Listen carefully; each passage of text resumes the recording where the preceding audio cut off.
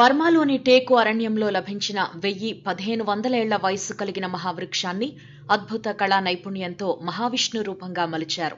భారతదేశ బర్మా శిల్పకళాకారులు చేసిన చారిత్రాత్మక శిల్పకళాఖండంగా భావితరాల కోసం తీర్చిదిద్దారు.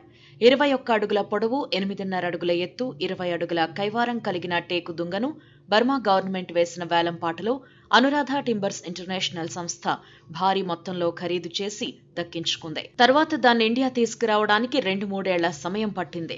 5 సంవత్సరాల పాటు అనుమతుల పేరిట అనేక అడ్డంకులు ఎదుర్కొని ఎట్టకేలకు సకల దేవతామూర్తులతో కలగలిపి 84 చిన్న శిల్పాల కలయికతో శ్రీ అనంతసేన మహావిష్ణుమూర్తి విగ్రహాన్ని రూపొందించారు.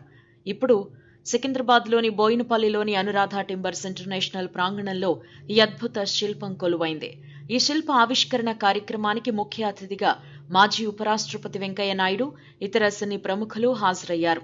మహావిష్ణువు పవళించిన సజీవ శిల్పంగా దారు శిల్పాన్ని మలచడం గొప్ప ఆధ్యాత్మిక భావాన్ని కలిగించిందని వెంకయ్య నాయుడు అన్నారు.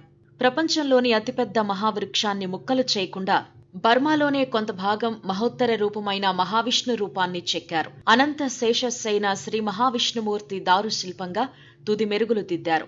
దివ్యాభరణములతో శ్రీ మహావిష్ణువు, శ్రీదేవి, భూదేవి సమేతంగా ఈ శిల్పాన్ని తీర్చిదిద్దారు. పక్కన వాసుకి భగవంతుడు నమస్కరిస్తూ ఉండగా విపారిన రెక్కలతో పక్షిరాజు గరుత్మంతుడు, నారద మహర్షి, తుంబురుడు, సప్త ఋషులు, విష్ణు భక్తులైన సనక సనందనాథులు ఉన్నారు. సకల దేవతామూర్తులు ఉపస్థితమై ఉన్నట్లు విష్ణు శిల్పాన్ని చెక్కారు. చాలా రేఖాచిత్రాలను గీసిన అనంతరం మహావిష్ణు ఆకారానికి అంకురార్పణ జరిగిందని, 84 చిన్న శిల్పాల కలయికతో కూడిన మహావిష్ణు రూపాన్ని రూపొందించినట్లు శిల్పి గిరిధర్ గౌడ్ వెల్లడించారు. దీనిలో బర్మా శిల్పుల నైపుణ్యం కూడా ఎంతో ఉందని అన్నారు.